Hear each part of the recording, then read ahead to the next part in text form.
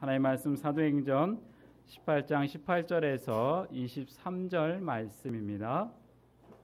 사도행전 18장 18절에서 23절 말씀, 제가 준 성경 신약 219쪽에 있는 말씀입니다.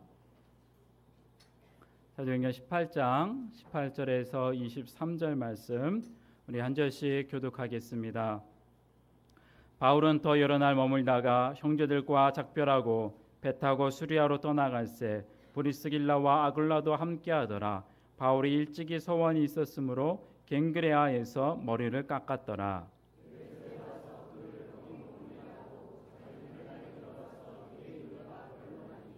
여러 사람이 더 오래 있기를 청하되 허락하지 아니하고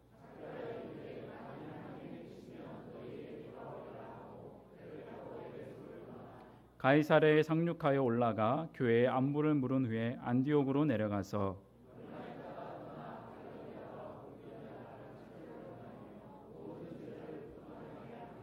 아멘. 이 시간 담임 목사님 나오셔서 하나님 이렇게 살겠습니다 라는 제목으로 말씀 전해 주실 때 은혜 많이 받으시기 바랍니다.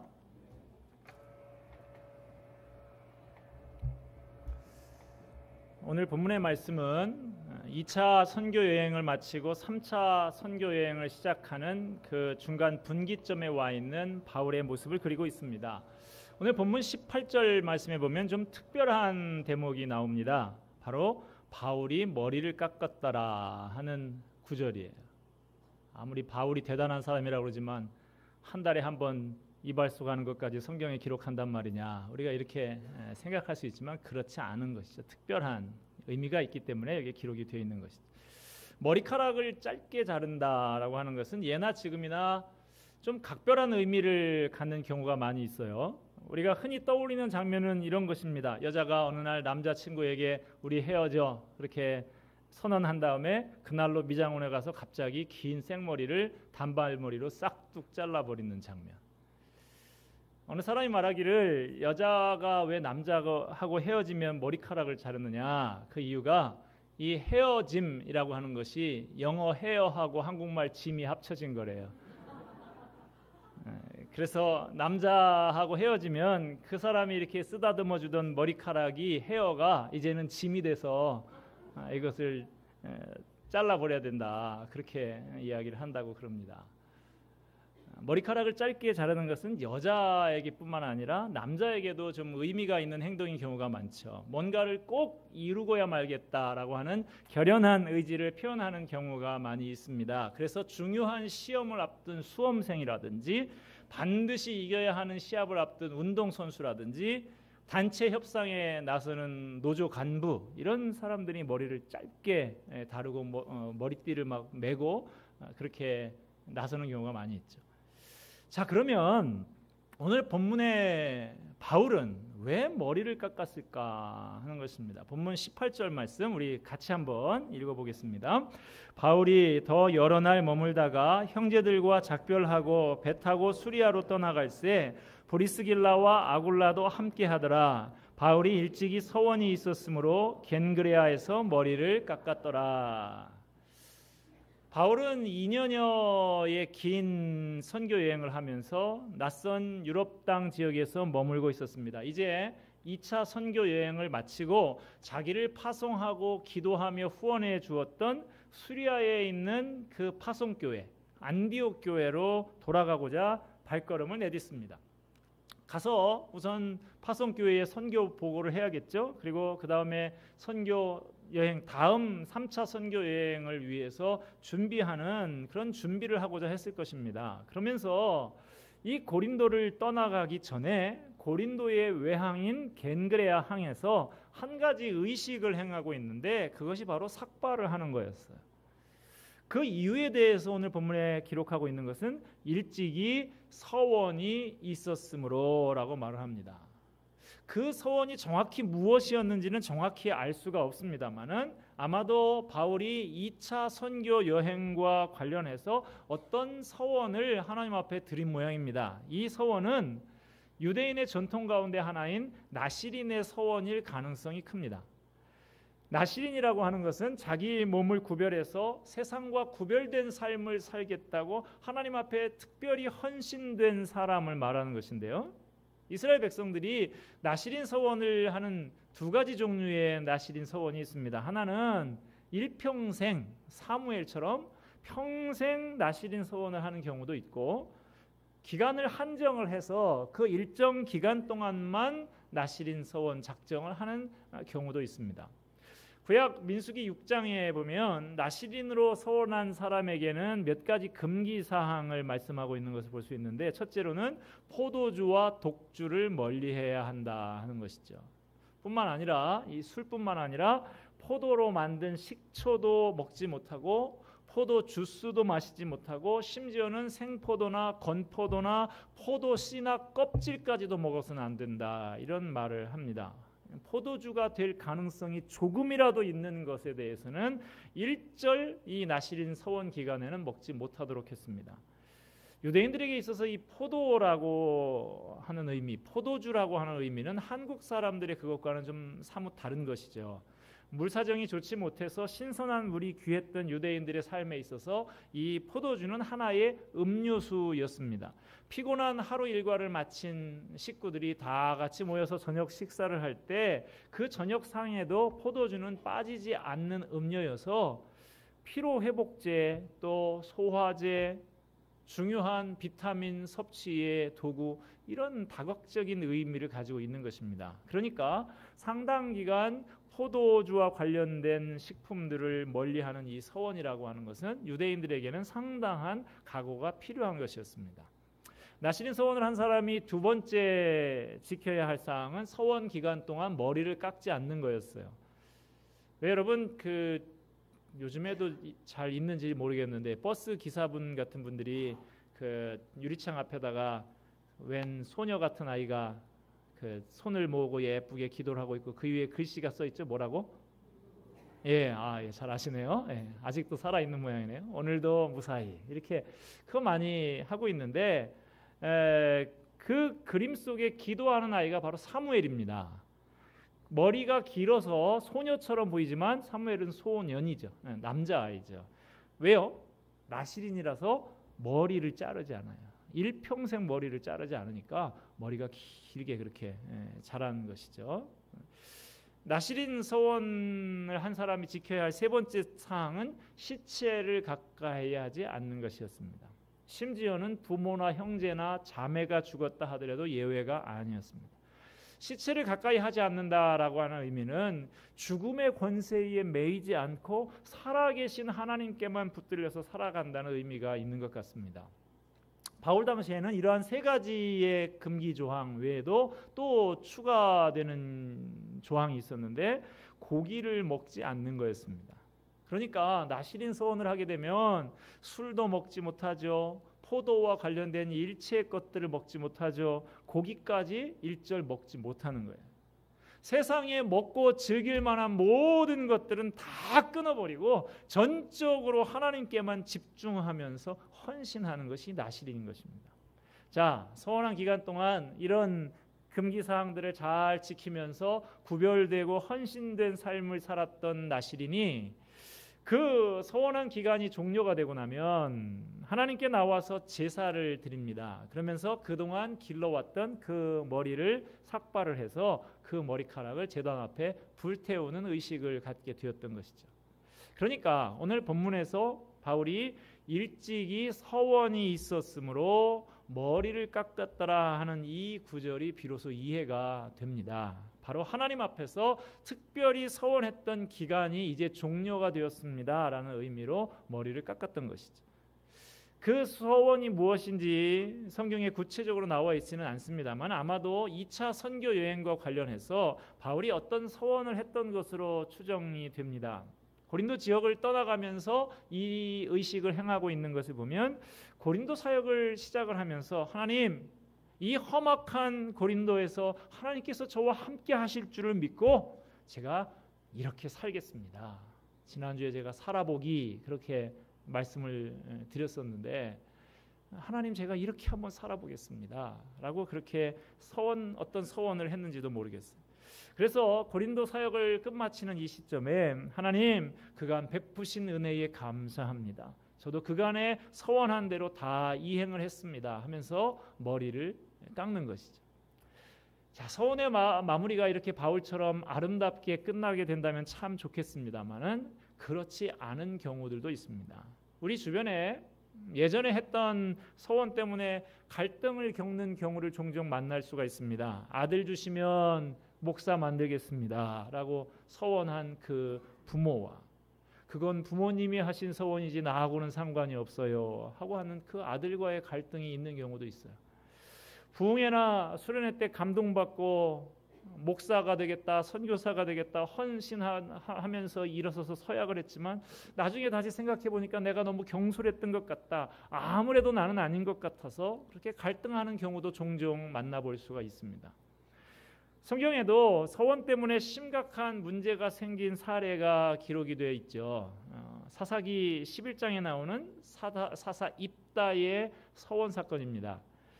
이스라엘의 사사 입다가 군대를 이끌고 침략 군대, 훨씬 더 강력했던 암몬 군대를 향해서 진군을 하면서 하나님 앞에 서원을 합니다.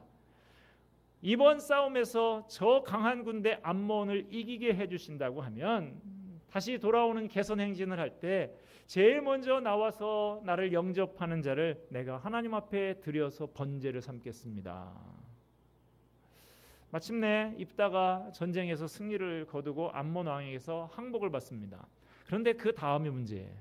개선 행진을 하는데 입다의 무남 동료 외딸이 집 앞에 나와서 야, 우리 아빠 최고다 만세 그러면서 소고를 치면서 춤을 추면서 영접을 하는 거예요. 입다는 너무나 당황스럽고 고통스럽지만 자신의 서원대로 딸을 하나님 앞에 번제로 바쳤다라고 하는 그런 이야기죠. 자, 여러분, 이 사건을 어떻게 해석을 해야 될까요? 서원을 하는 바람에 딸을 잃게 되었으니 서원이라는 것은 어떤 경우에도 절대로 하지 말아야 하는 것일까? 서원을 하는 것 자체가 비성경적인 것은 아닙니다. 어떤 사람은 예수님께서 맹세하지 말라라고 하신 그 구절을 근거로 해서 서원이라고 하는 것도 일종의 맹세니까 하지 말아야 한다고 주장을 합니다. 그러면 결혼할 때나 또 임직식을 할 때나 서약하는 시간들을 갖는데 그것이 다 잘못된 것인가요? 예수님께서 맹세하지 말아라라고 하신 의미는 너희가 무슨 말이든지 했다 하면 맹세를 하지 않는다 해도 믿을 수 있을 만큼 그런 신뢰받는 삶을 살아라라는 의미에서 말씀하신 것으로 보입니다.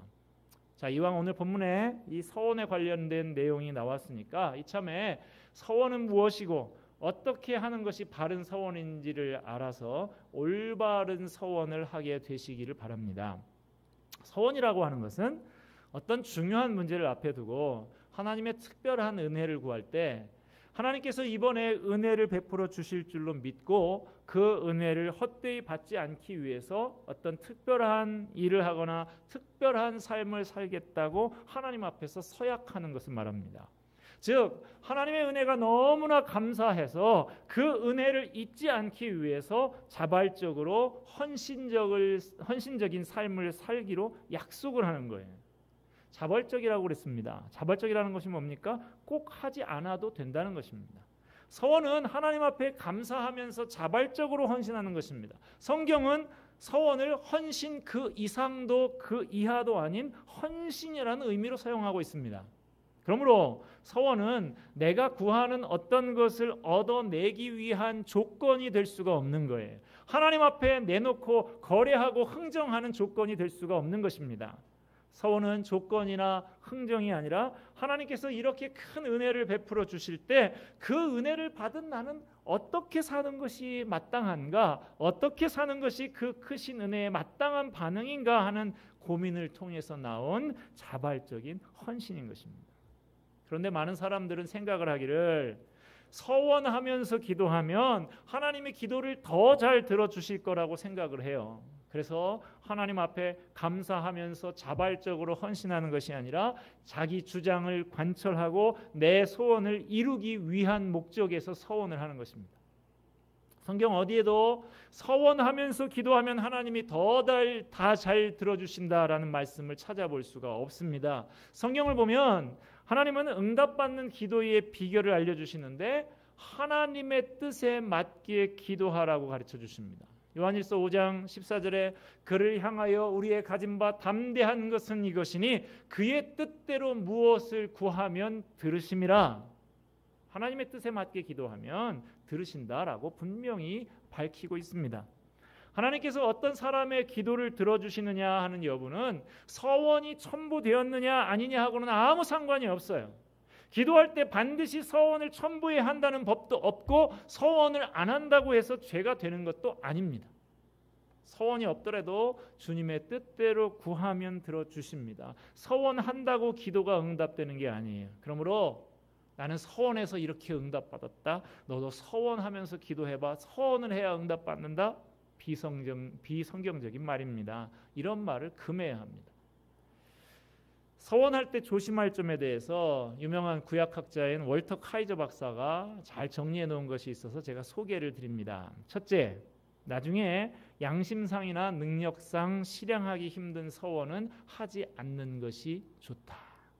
전도서 5장 2절 말씀, 너는 하나님 앞에서 함부로 입을 열지 말며 급한 마음으로 말을 내지 말라. 전도서 5장 5절, 서원하고 갚지 아니하는 것보다 서원하지 않는 것이 더 나으니. 두 번째, 하나님께 호의를 얻어내기 위해서 서원하는 것, 이것은 옳지 않다 하는 것입니다. 내가 서원을 하면 하나님이 하지 않으실 일도 하시게끔 설득할 수 있고 영향력을 내가 행사할 수 있다라는 생각, 잘못된 것입니다. 서원은 감사와 감격의 표시일 뿐인 것이죠. 세 번째, 서원을 하면 마땅히 지켜야 한다.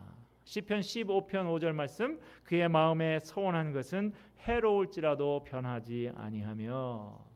네 번째, 하나님의 도덕적인 율법을 깨뜨리는 맹세나 서원은 했더라도 지키면 안 된다. 사사 입다의 서원을 우리가 앞에서 살펴봤는데 한마디로 잘못된 것입니다. 깊은 생각 없이 경솔하고 충동적으로 한 서원이었습니다. 전쟁에 이기고 개선하는 자리에 제일 먼저 나와서 환영해 주는 사람이라면 그 사람한테 내가 상을 주겠습니다 라고 그렇게 서원을 해야지 왜 죽이겠다고 맹세를 합니까? 입다의 서원은 그 뿌리를 이방 종교에 두고 있는 것입니다. 당시 가나안 지방에서는 자녀들을 그 섬기는 신에게 제물로 바치는 몰렉신 숭배가 성행하고 있었습니다. 하나님을 사랑한다고 하면 하나님이 기뻐하시는 방법을 따라야 되는데 하나님을 사랑한다고 하면서 방법은 이방 종교의 방법을 택했던 거예요. 전쟁을 앞두고 승리에 대한 확신이 없고 이 승리가 절박하니까 어떻게든 하나님을 내 편에 끌어들이고 싶어서 잔인한 이교도의 풍습을 조건으로 내걸면서 잘못된 서원을 경솔하게 해버린 것입니다. 이 잘못된 서원 때문에 입다의 가정이 얼마나 불행해졌습니까? 쓸데없는 서원 때문에 불행해진 것이죠. 자녀를 번제로 바치는 것이 하나님의 뜻입니까? 자녀를 하나님 앞에 헌신하면서 살게 한다면 몰라도 번제로 드린다는 것 결단코 하나님의 뜻이 될 수가 없는 것이죠. 이런 서원은 했어도 안 되는 것이지만 했어도 지키면 안 되는 것입니다. 하나님의 뜻에 어긋나는 서원을 했다고 하면 그 잘못된 서원을 지켜서 더 불행한 결과를 만들 것이 아니라 잘못했습니다 하고 빨리 회개하고 수정을 해야 되는 것이죠. 16세기에 마틴 루터가 종교개혁을 일으키면서 이 서원에 관한 문제로 첨예한 대립이 일어나게 됐습니다. 루터와 같은 이 개신교 지도자들은 대부분 원래는 카톨릭 신부였었죠. 카톨릭에서 신부가 되려고 하면 반드시 독신 서원을 하고 신부가 되었습니다. 그런데 이미 독신 서원을 했던 이 마틴 루터가 종교개혁의 지도자가 된 다음에 수녀하고 결혼을 하죠. 루터가 결혼을 하니까 가톨릭 쪽에서 비난하면서 독신 서원을 한 사람이 지키지 않으니 옳지 않다 그랬습니다. 그러자 루터가 그 독신 서원이라고 하는 그것은 카톨릭 교권주의자들이 만들어낸 성경에 없는 것이고 성경에 명하지 않은 불법한 서원이기 때문에 지켜야 할 필요가 없는 것이다. 그렇게 대답을 했습니다. 신약성경으로 가면 세례 요한의 목을 베는 원인이 되었던 헤롯의 맹세 여러분 기억하십니까? 그 맹세의 경우에도 마찬가지죠. 내가 잘못 경솔하게 맹세해서 곤란하고 후회스러운 지경에 빠지게 됐다면 어떻게 해야죠? 낯이 뜨겁고 체면이 말이 아니겠습니다만 빨리 잘못을 인정하고 잘못을 번복해야 되는 것이죠. 그래야 더 큰 잘못에 빠지지 않을 수 있게 되는 것입니다. 자, 여러분, 서원을 해야 될까요? 말아야 될까요? 서원을 하십시오. 그러나 바른 서원, 성경적인 서원을 하시기를 바랍니다. 성경적으로 맹세하고 서원하면 후회가 없습니다. 바른 서원은 하나님 앞에 감사하며 자발적으로 헌신하는 것입니다. 시편 116편 12절에서 시인은 이렇게 고백을 합니다. 내게 주신 모든 은혜를 내가 여호와께 무엇으로 보답할까?